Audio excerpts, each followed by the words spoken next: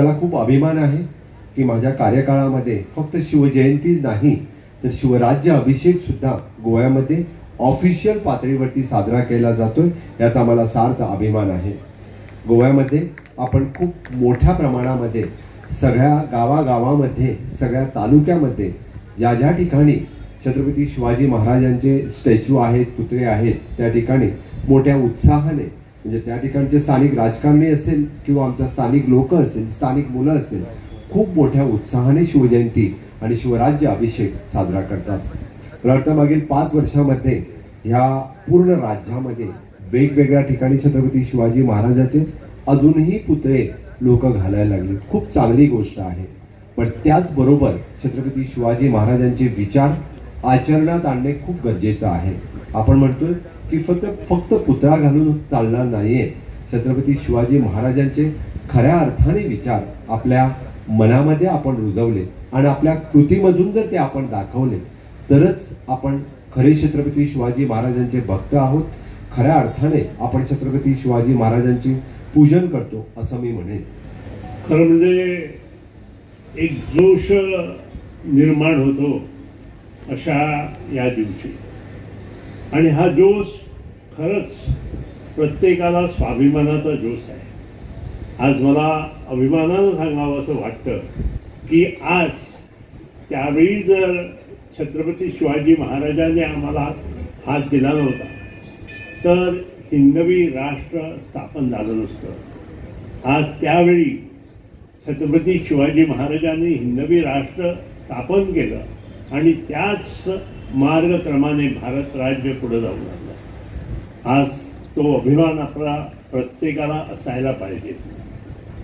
साधारण 1556-55 ह्या सालामध्ये त्यांनी स्वतःचा आरमार तयार केला.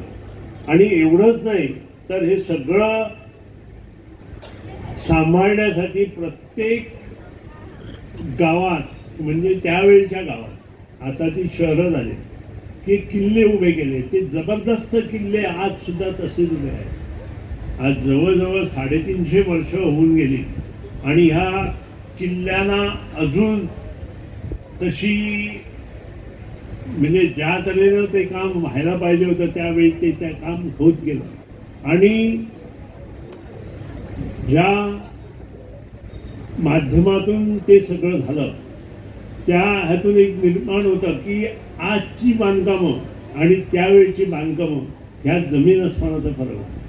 आणि ह्याचसाठी जेव्हा हे आरमार त्यांनी तयार केलं त्यावेळी नदी किनारी, म्हणजे जो आमचा सीशोर आहे, समुद्रकिनारा आहे, त्या भागामध्ये त्यांनी पण चाल केला. आणि ते रत्नागिरीपासून ते कोकण प्रांत, सिंधुदुर्ग पर्यंत आले आणि त्या प्रत्येक ठिकाणी नवीन नवीन किल्ले उभे केले.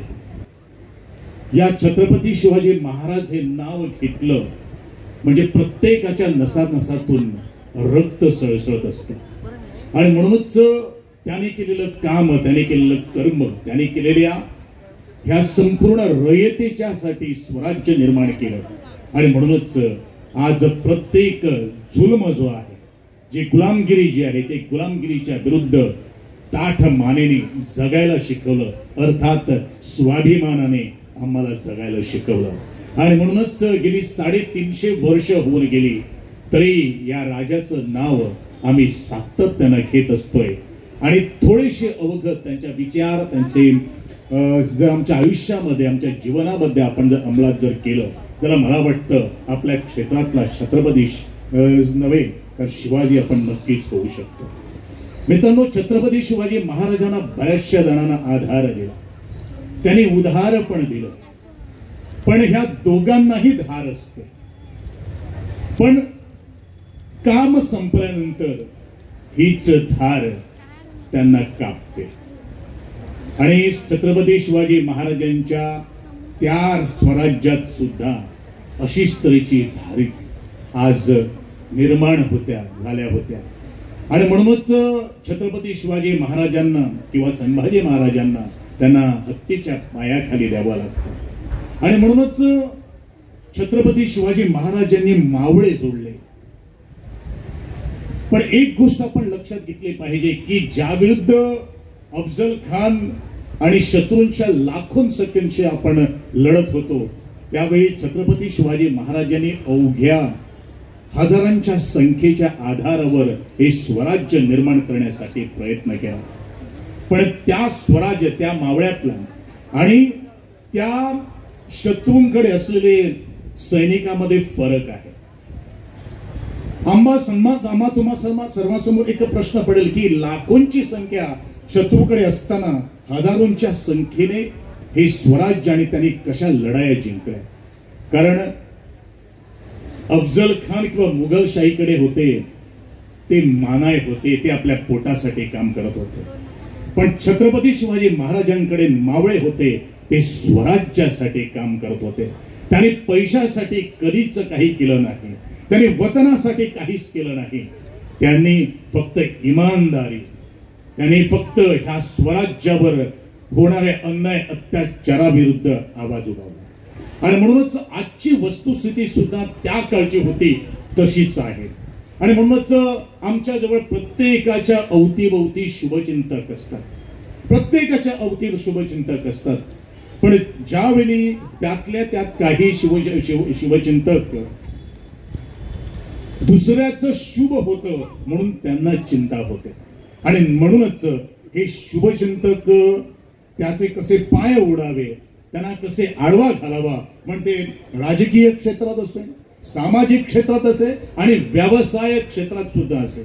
पण ह्या गोष्टी ज्या आहेत ना, आपण प्रामाणिकपणाने जर प्रयत्न जर केला तर मला वाटतं छत्रपती सारखं राजा आज त्यांचे विचार जर आपण जर ऐकले तर मला वाटतं आपण बऱ्याचशा काही गोष्टी शिकून घेऊ शकतो. आणि मी आवर्जून सांगू इच्छितो की शिवचरित्राचा जर आपण जर अभ्यास जर केला तर निश्चितच काही गोष्टी ह्या छत्रपती शिवाजी महाराजांच्या आधारावरती भरपूर नाटकं आहेत.